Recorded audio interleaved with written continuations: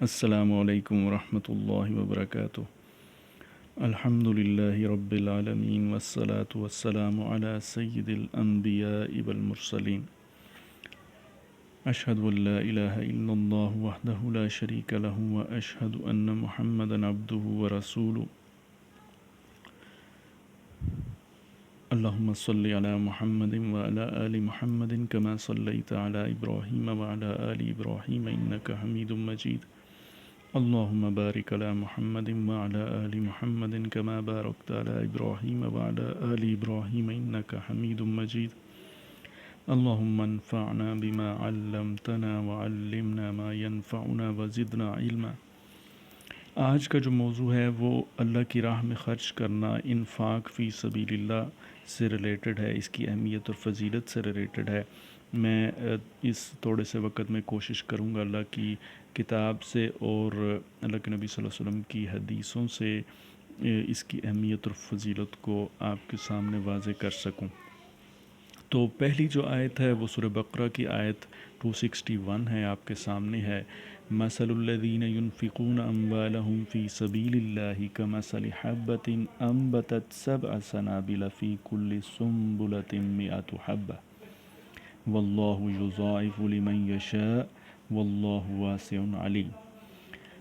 ترجمہ اس کا یہ ہے کہ ان لوگوں کی مثال جو اپنے مال اللہ کے راستے میں خرچ کرتے ہیں ایک دانے کی مثال کی طرح ہے، جس نے 7 خوشے اگائے، ہر خوشے میں 100 دانے، اور اللہ جس کے لیے چاہتے ہیں بڑھا دیتے ہیں، اور اللہ تعالیٰ وسعت والے سب کچھ جاننے والے ہیں۔ اب اس آیت میں اللہ تعالیٰ نے اس قدر بہترین طریقے سے اپنی راہ میں خرچ کرنے کی فضیلت کو اور اس کی اہمیت کو بتایا ہے کہ جو شخص 1 روپیہ یا 1 درہم بھی اللہ کی راہ میں خرچ کرتا تو اللہ تعالیٰ نے کہا ہے کہ وہ ایسے ہے کہ ایک دانے کی مثال ہے جس کی 7 خوشے یا 7 بالیاں ہیں، اور ہر خوشہ اور بالی جو ہے اس پہ 100 دانے لگے، یعنی 700 گنا اللہ تعالیٰ کہتے ہیں میں اس کو بڑھا دیتا ہوں۔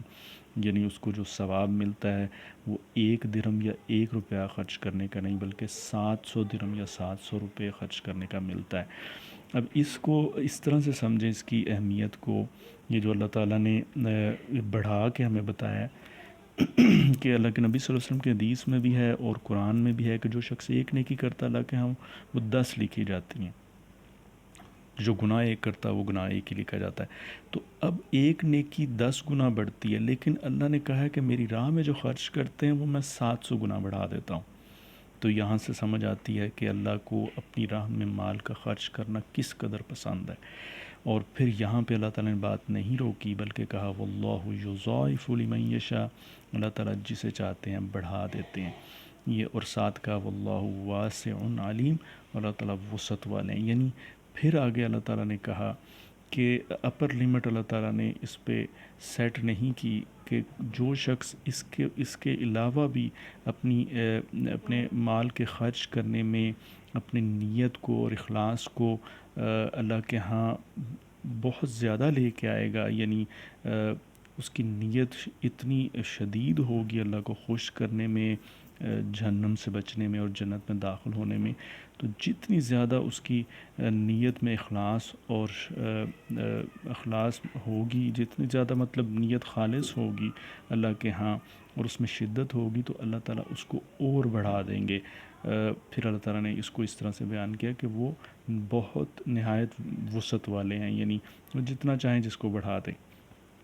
تو اللہ تعالیٰ سے دعا ہے اللہ تعالیٰ ہمیں اللہ اپنی راہ میں خرچ کرنے کی توفیق عطا فرمائے، آمین۔ اچھا، اب میں آپ کے سامنے ایک حدیث رکھتا ہوں، وہ بخاری کی حدیث ہے 1442۔ رسول اللہ صلی اللہ علیہ وسلم نے فرمایا کہ ہر روز جب بندے صبح کرتے ہیں تو 2 فرشتے نازل ہوتے ہیں، ان میں سے ایک دعا کرتا ہے کہ اے اللہ خرچ کرنے والے کو اس کی جگہ اور دیں، اور دوسرا بد دعا کرتا ہے کہ اللہ ہاتھ روکنے والوں کا مال تلف کر دیں، یعنی ضائع کر دیں، ختم کر دیں۔ تو یہ حدیث کو ہم غور اس پہ کریں، چھوٹی سی حدیث ہے تو اس پہ غور کریں تو سمجھ یہ بات آتی ہے کہ ایک طرف تو فرشتے کی دعا بھی ہے، امید بھی ہے لوگوں کو، یعنی جو خرچ کرتے ہیں ان کا مال کے بڑھنے کی، اور دوسری طرف بد دعا بھی ہے جو روک کے رکھتا ہے، فرشتے کی بد دعا ہے جو روک کے رکھتا ہے اور مال کے ختم ہونے کی.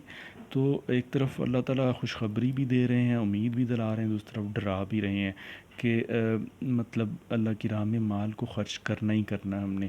یعنی نہیں خرچ کریں گے، جو روک کے رکھے گا، گن کے رکھے گا، اس کا مال ضائع ہوگا، ختم ہوگا. فرشتے کی بد دعا ہے. فرشتہ وہ ہے جو گناہ نہیں کرتا اور اللہ کے حکم جیسے اللہ تعالیٰ کہتے ہیں ویسے ہی کرتے ہیں. ان کی مطلب وہ ایسی مخلوق ہے جو اللہ کے حضور ہر وقت مطلب، اور وہ پھر دعا پھر اس کے لیے کرتے ہیں فرشتے جو اللہ کے خاص بندے ہوتے ہیں. ظاہر جو خرچ کرے گا وہ اللہ کا خاص بندہ ہوتا ہے. تو پھر ایسی مخلوق جو گناہ نہیں کرے اور ہمیشہ جب سے وہ بنے اور جب تک وہ زندہ ہو وہ اللہ کے حکم کی تعمیل ہی کرے، تو ایسی مخلوق اگر دعا کرے اس دعا کو بھی مطلب ہے ہمیں اللہ سے دعا کرنی چاہیے کہ ہم اس کی اس دعا میں شامل ہوں، اور اللہ سے پناہ مانگنی چاہیے کہ وہ فرشتہ اگر بد دعا کرے کسی کے لیے. تو یہ حدیث بھی اللہ کی راہ میں مال کو خرچ کرنے کی اہمیت کو واضح کرتی ہے. پھر ایک اور حدیث آپ کے سامنے رکھتا ہوں، بخاری مسلم میں دونوں میں یہ حدیث ہے کہ جو شخص اپنی پاکیزہ کمائی سے ایک کھجور کے برابر صدقہ کرتا ہے تو اللہ تعالیٰ اس کے صدقے کو قبول فرماتے ہیں.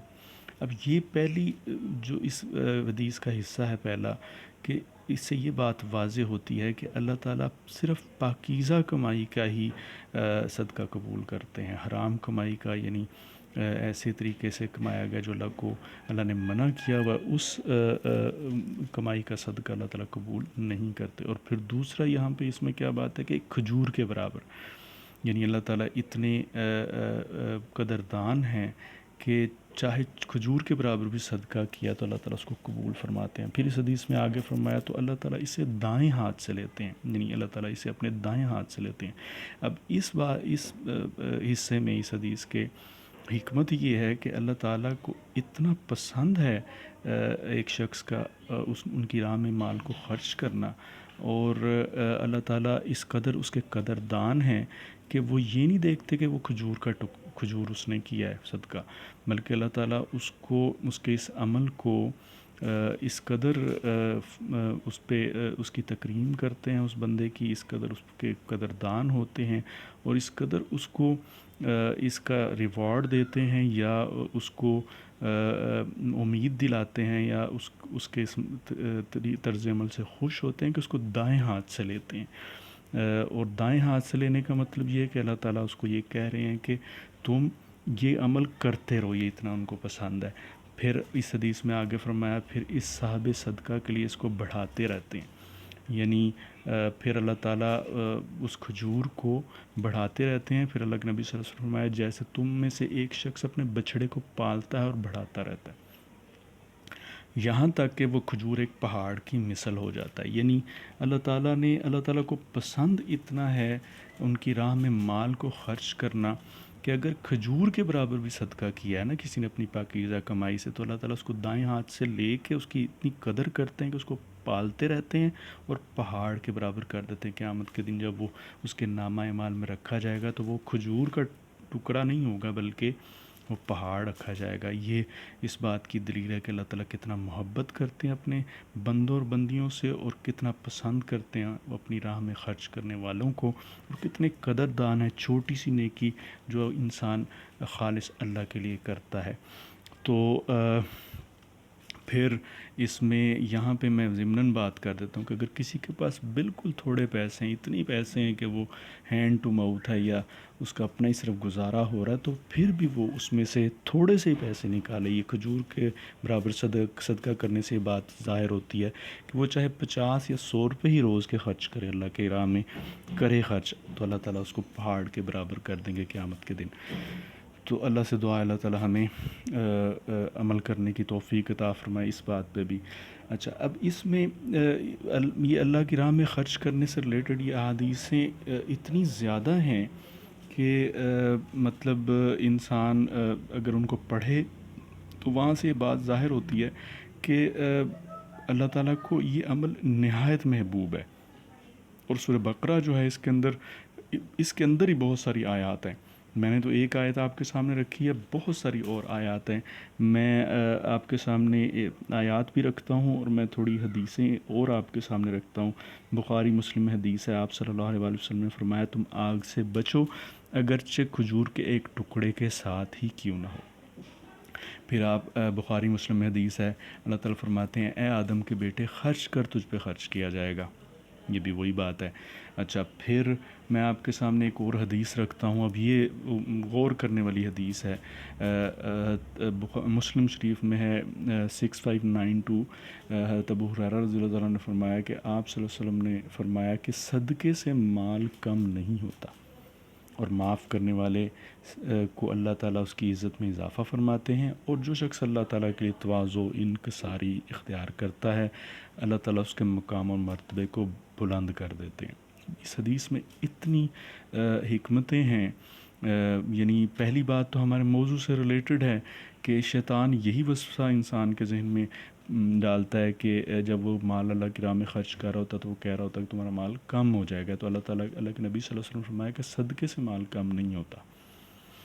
جیسا پیچھے میں نے حدیث ہے آپ کے سامنے پڑھی کہ فرشتہ دعا کرتا ہے کہ جو اللہ جو تیری راہ میں خرچ کرے اس کے مال کو زیادہ کر دیں. تو یہ اسی کو سپورٹ کر رہی ہے بات.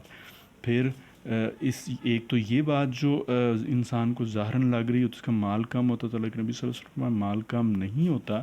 دوسری دو اور باتیں بھی ساتھ اس حدیث میں اللہ کے نبی صلی اللہ علیہ وسلم نے فرمایا کہ عام طور پہ انسان جب معاف کرتا ہے کسی کو تو شیطان اس کے ذہن میں وسوسہ ڈال رہا ہوتا ہے کہ تیری عزت میں کمی ہوگی. جیسے مثال کے طور میں ایک خاندان میں ایک شخص صلہ رحمی کرنے کے لیے اپنے جو رشتہ داروں ہیں ان کی مطلب کوتاہیوں کو، کمیوں کو، انہوں نے جو اس کو تکلیفیں پہنچائی تو اس کو معاف کر دیتا اللہ کے لیے، صرف صلہ رحمی کرنے کے لیے. تو خاندان میں جو لوگ ہوتے ہیں جو صحیح راہ پہ نہیں ہوتے وہ اس طرح کی بات بناتے ہیں کہ دیکھو یہ وہ شخص جس نے معاف کیا ہوتا ہے وہ ان لوگوں کے ساتھ دوبارہ اپنے تعلقات کو بہتر کرتا ہے. تو ایسی بات خاندان میں بنتی ہے یا بنائی جاتی ہے.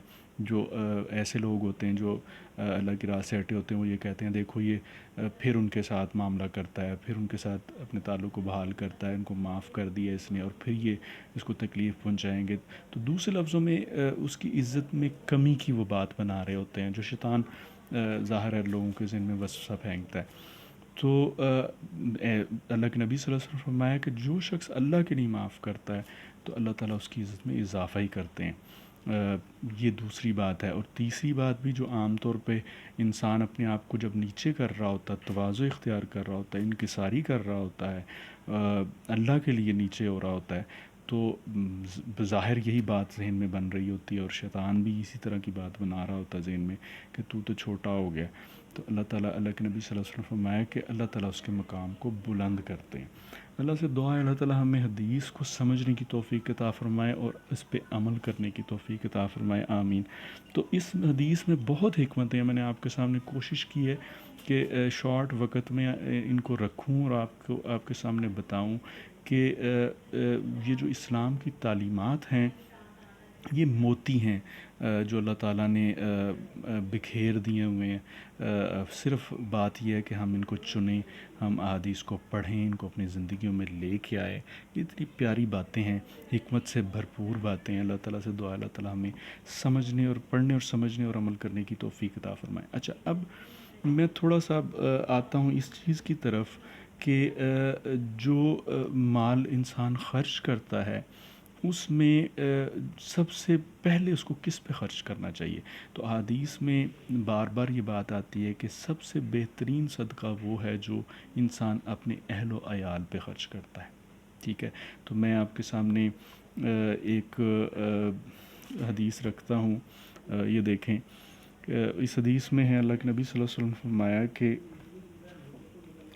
اللہ کے نبی صلی اللہ علیہ وسلم نے فرمایا کہ ایک دینار وہ ہے جو اللہ کی راہ میں جہاد پہ خرچ ہو، ایک دینار وہ ہے جو کسی کی گردن کو آزاد کرنے کے لیے خرچ ہو، اور ایک دینار وہ ہے جو کسی مسکین پر صدقہ کرنے کے لیے خرچ ہو.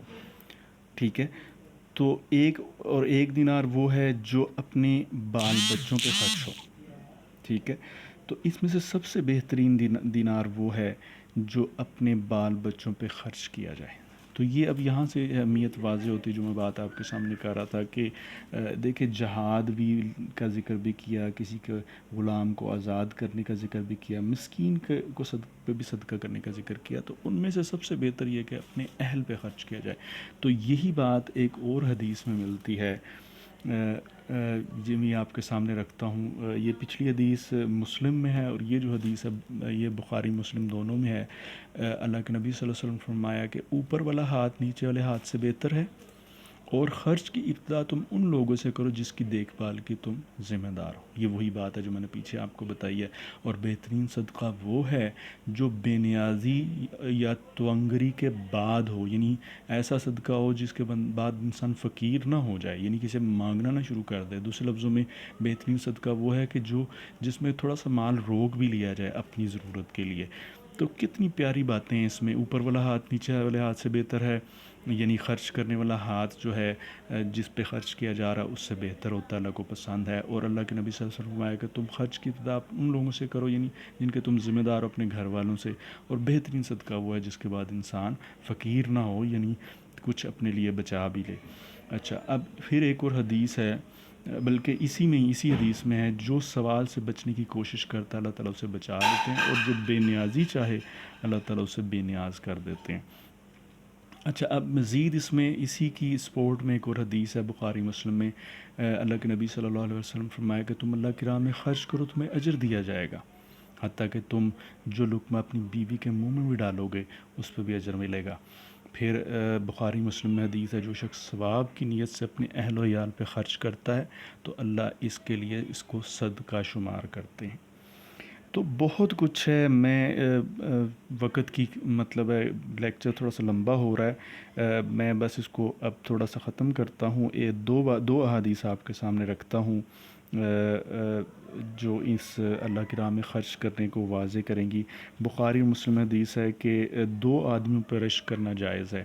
ایک وہ جس کو اللہ تعالیٰ نے اپنی کتاب کا علم دیا تو وہ اس کو پڑھتا بھی اور لوگوں کے درمیان بہترین فیصلے کرتا ہے، اور دوسرا وہ جس کو اللہ تعالیٰ نے مال دیا اور وہ اللہ کی راہ میں دن اور رات میں اس سے خرچ کرتا ہے۔ یہ بھی اس کی اہمیت میں۔ اور آخر میں آپ کے سامنے ایک حدیث رکھتا ہوں جو آپ ہمیں اللہ کی راہ میں خرچ کرنے کے لیے آمادہ کرے گی۔ دیکھیں، حضرت ابو ہریرہ رضی اللہ عنہ سے روایت ہے کہ ایک دفعہ ایک شخص صحرا میں چلا جا رہا تھا کہ اس نے ایک بدلی میں آواز سنی کہ فلاں کے باغ کو سیراب کر۔ پس بادل کا یہ ٹکڑا علیحدہ ہوا اور اس نے اپنا پانی ایک سیاہ سنگلاخ زمین پر برسا دیا۔ بس ان نالوں میں سے ایک نالے نے سارا پانی اپنے اندر جمع کر لیا، پانی چلنے لگا۔ یہ شخص بھی اس پانی کے پیچھے چلا۔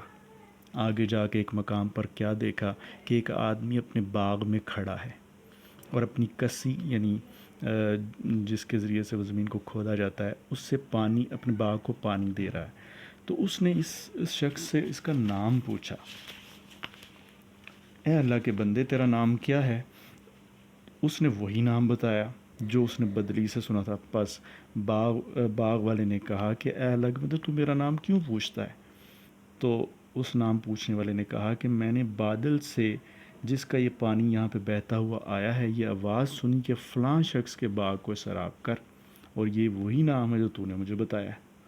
تو اس باغ میں کون سا عمل کرتا ہے؟ یہ اس نے سوال کیا۔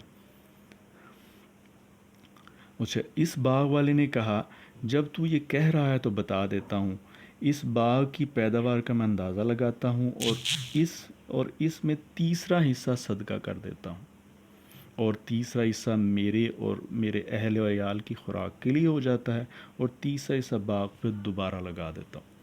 تو یہ آپ اندازہ کریں کہ ایک شخص جو ہے اپنے مال کا تیسرا حصہ جو اس نے اللہ کی راہ کے لیے مختص کر دیا ہوا، تو اللہ تعالیٰ نے کیسے خاص طور پہ بادل کو حکم دیا کہ جا کے صرف اس کے باغ کو سیراب کرے، اور وہ بات اس تک پہنچی۔ دوسرے لفظوں میں ہمارے لیے سبق اس میں یہ ہے کہ اگر ہم اپنی مال میں سے جو اللہ تعالیٰ ہمیں دیتے ہیں اس میں سے اللہ کا حصہ خاص کر دیں، کوئی بھی یہ تیسرا حصہ ہی اگر کریں، تو اللہ تعالیٰ خاص طور پہ اسباب جو ہوں گے ان کی ڈیوٹی لگائیں گے کہ جو خرچ کرنے والا اس کو وہ عطا کیا جا رہا ہوگا مال، اس کے لیے اسباب بن رہے ہوں گے۔